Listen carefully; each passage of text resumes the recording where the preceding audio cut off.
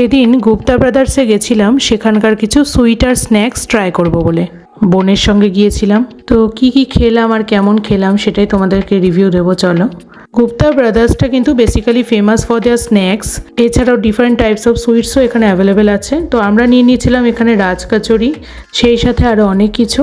আমার এখানে first time আসা, তো রাজকচুরি ওয়াজ টু গুড।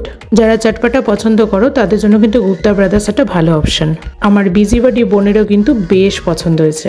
এরপর যেটা নিয়েছিলাম সেটা ছিল গুজরাটের ফেমাস ডিশ খান্ডভি, যেটাও আমার ফার্স্ট টাইম ট্রাই করা, and that was literally wow.